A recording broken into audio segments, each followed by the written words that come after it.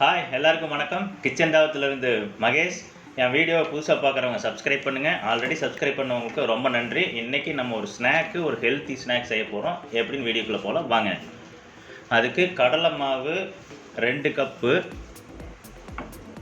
உங்கள் வீட்டில் இருக்கிற மெம்பர்ஸை பொறுத்து அந்த கப்போட அளவு எடுத்துக்கங்க. எந்த கப்பில் எடுக்கிறீங்களோ அந்த கப்பில் 2 கப்பு கடலை மாவு. அதே இதில் ஒரு 3/4 பாகத்துக்கு அரிசி மாவு. நம்ம சாதாரண அரிசி தாங்க, கடையில் கிடைக்கிற அரிசி மாவு போட்டுக்குங்க. இப்போ அதே கப்பில் 1 கப்பு பெரிய வெங்காயம் நல்லா பொடியாக நறுக்கியிருக்கிறோம். பெருசோ சின்னதோ ஏதோ ஒன்று ஒரு ஃபுல் கப்பு போட்டுக்குங்க. அதுக்கப்புறமா முருங்கை கீரை எடுத்துருக்கோம். இது ரொம்ப ஹெல்த்தியானது. குழந்தைங்க பொரியல் பண்ணால் சாப்பிட மாட்டாங்க, இல்லை குழம்பு வச்சாலும் சாப்பிட மாட்டாங்கிறவங்களுக்கு இந்த மாதிரி ஒரு ஸ்நாக்கில் போட்டு கொடுக்கும்போது நல்லபடியாக சாப்பிடுவாங்க. மிளகாத்தூள் 1 டேபிள் ஸ்பூன் போட்டிருக்கோம். நீங்கள் காரத்துக்கு தகுந்த மாதிரி கூட குறைய போட்டுக்குங்க. உப்பு அதே மாதிரி உங்கள் டேஸ்ட்டுக்கு தகுந்த மாதிரி போட்டுக்குங்க.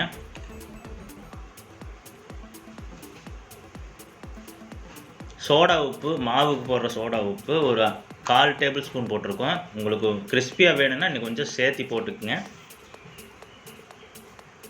காரத்துக்கு பச்சை மிளகா கூட ஆட் பண்ணிக்கலாம். பச்சை மிளகா இருந்ததுன்னா கொஞ்சம் குழந்தைங்களுக்கு சாப்பிட்ற கஷ்டமாக இருக்கும், அதனால் பச்சை மிளகா போடல. பெருங்காயத்தூள் ஒரு 1/4 டேபிள் ஸ்பூன் போட்டுக்குங்க. இதை எல்லாத்தையும் நல்லா மிக்ஸ் பண்ணுங்க. கட்டி இல்லாமல் நம்ம போட்ட மிளகாத்தூள், உப்பு, சோடா உப்பு, பெருங்காயத்தூள் இது எல்லாமே ஒரு இடத்துல இல்லாமல் எல்லா இடத்துலையும் மிக்ஸ் ஆகிற மாதிரி நல்லா கலரி விட்டு, அதுக்கப்புறம் கொஞ்சம் கொஞ்சமாக தண்ணி ஊற்றி உங்களுக்கு தேவையான பதத்துக்கு எடுத்துக்குங்க. ஆல்ரெடி போண்டா சுட்டவங்களுக்கு தெரியும், ரொம்ப கெட்டியாக போட்டோம்னா ஒரு மாதிரி வதவதன்னு இருக்கும், சாப்பிட்றதுக்கு பார்வைக்கு பிடிக்காது. ஆனால் பெரியவங்களுக்கு எண்ணெய் இல்லாமல் சாப்பிட்றதுக்கு பிடிக்கும். ஆனால் குழந்தைங்களுக்கு நல்லா கிறிஸ்பியாக இருக்கணும் அப்படின்னா எப்பவும் செய்கிறத விட கொஞ்சமாக தண்ணி அதிகமாக சேர்த்திட்டிங்கன்னா நல்லா கிறிஸ்பியாக கிடைக்கும். பாருங்கள், இந்த மாதிரி தண்ணி கொஞ்சம் கொஞ்சமாக விட்டு நல்லா மிக்ஸ் பண்ணிக்கங்க.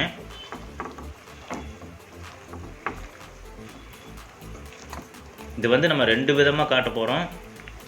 ஒரு பெரியவங்க சாப்பிட்ற மாதிரி கொஞ்சம் கெட்டியாக போட்டால் எப்படி வரும், இதே வந்து கொஞ்சம் தண்ணி ஊற்றி கிறிஸ்பியாக போட்டால் குழந்தைங்க சாப்பிட்ற மாதிரி எப்படி வரும்ன்ட்டு 2ஆக போட்டிருக்குதுங்க.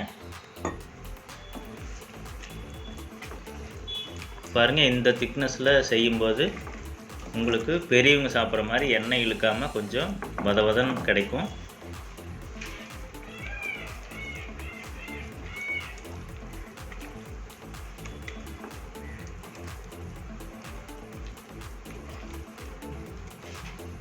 பாருங்கள், இது மாதிரி போடும்போது கொஞ்சம் பெரியவங்க சாப்பிட்ற மாதிரி நல்லா வதவதன்னு கிடைக்கும்.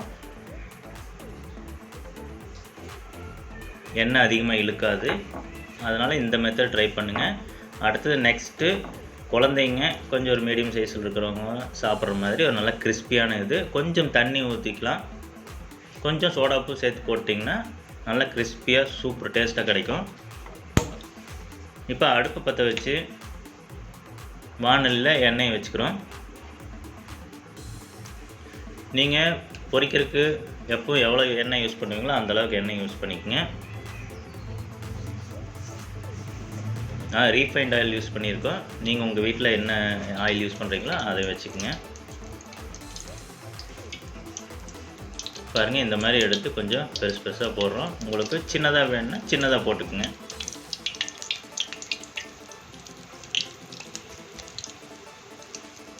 அடுப்பு ஒரு மீடியம் ஃப்ளேமில் வச்சு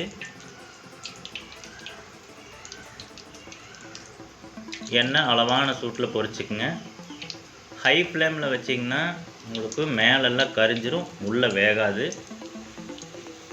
லோ ஃப்ளேமில் வச்சிங்கன்னா எண்ணெய் இழுத்துக்கும். அதனால் மீடியம் ஃப்ளேமில் வச்சு கொஞ்சம் லேட் ஆனாலும் பொறுமையாக பொரிச்சு எடுத்துக்குங்க.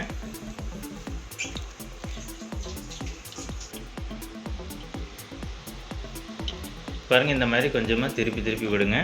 எல்லா பக்கம் நல்லா வேகட்டும். அடுப்பு மீடியம் ஃப்ளேமில் வச்சுக்கோங்க. எண்ணெயில் வேலை செய்யும்போது கொஞ்சம் கேர்ஃபுல்லாக வேலை செய்யுங்க.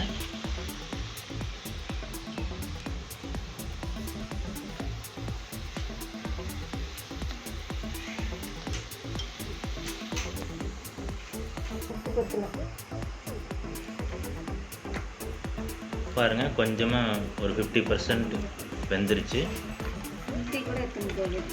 பாருங்கள் இப்போ இதுக்கு முன்னால் ஆயிலில் நிறைய பபுள்ஸ் இருந்துச்சு, அப்போ வெந்துட்டுருக்குன்னு அர்த்தம். இப்போ பாருங்கள் பபுள்ஸ் வந்து கம்மி ஆயிடுச்சு. இப்போ நம்ம வெந்துருச்சுன்னு அர்த்தம். கருகாமல் ஒரு கோல்டன் ப்ரௌன் கலரில் வர மாதிரி பார்த்து நீங்கள் எடுத்துக்கோங்க. பாருங்கள் எண்ணெய் நல்லா வெந்துருச்சு. இப்போ பபுள்ஸ் எல்லாம் கம்மி ஆயிடுச்சு. இந்த டைமில் நம்ம எடுத்துக்கிறோம்.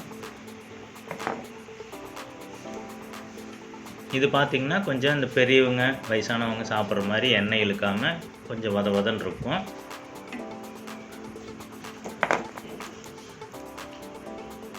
பாருங்கள் இதுவும் ஒரு டேஸ்ட்டு நல்லாயிருக்கும். ஆனால் குழந்தைங்களுக்கு கொஞ்சம் இது பிடிக்காது. நெக்ஸ்ட்டு பார்த்திங்கன்னா இதுலேயே நம்ம கொஞ்சம் பாருங்கள் தண்ணி ஆட் பண்ணிவிட்டு இன்னும் கொஞ்சம் லூஸ் பண்ணிக்கிறோம். லூஸ் பண்ணிவிட்டு போடும்போது உங்களுக்கு இது அதுக்கும் இதுக்கும் டிஃப்ரென்ஸ் கடைசியில் எடுக்கும்போது தெரியும். பாருங்களேன் சேம் அதே மாதிரி அடுப்பு மீடியம் ஃப்ளேமில் வச்சு பாருங்கள் நல்லா பந்தாக எப்படி பெருசாக இருக்குது. இது வந்து கொஞ்சமாக தண்ணி ஊற்றி கொஞ்சம் லைட்டாக சோடாவுக்கு ஆட் பண்ணியிருக்கோம். அதனால் இது பார்த்திங்கன்னா நல்லா உப்பி ஒரு மாதிரி புஷ்ஷுன்னு வந்திருக்கு பாருங்கள். அது கொஞ்சம் ஒரு மாதிரி வதன்னு வந்து இது பார்த்திங்கன்னா கொஞ்சம் ஒரு புஷ்ஷுன்னு இருக்குது. சாப்பிட்றதுக்கு இது டேஸ்டியாக இருக்கும்.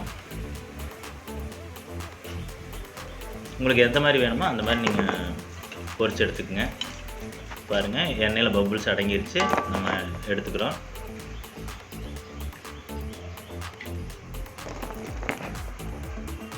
அவ்வளோதாங்க, அருமையான ஸ்நாக்ஸு. குழந்தைங்க ஸ்கூல்லேருந்து வரும்போது இந்த மாதிரி செஞ்சு கொடுத்தீங்கன்னா ஒரு 4-5 மணிக்கு நல்லா ஹங்கிரியில் வருவாங்க. சாப்பிட்டா செம டேஸ்ட்டாகவும் இருக்கும். அவங்களுக்கு உடம்புக்கு ஒரு ஹெல்த்தியான ஃபுட்டு கொடுத்த மாதிரி இருக்கும். செஞ்சு சாப்பிட்டு பாருங்கள். இதுக்கு உங்களுக்கு தக்காளி சட்னி அல்லது தேங்காய் சட்னி கெட்டியாக வச்சு சாப்பிடும்போது நல்லா டேஸ்ட் கொடுக்கும். இல்லை சாம்பார் வீட்டில் இருந்தனாலும் சாம்பார் ஊற்றி சாப்பிட்டாலும் நல்லாயிருக்கும். செஞ்சு சாப்பிட்டு பாருங்கள். நல்லா இருந்ததுன்னா சப்ஸ்கிரைப் பண்ணுங்கள், லைக் பண்ணுங்கள், ஷேர் பண்ணுங்கள். இன்னொரு நல்ல வீடியோவில் சந்திப்போம். அதுவரை கிச்சன் தாவத்திலிருந்து மகேஷ்.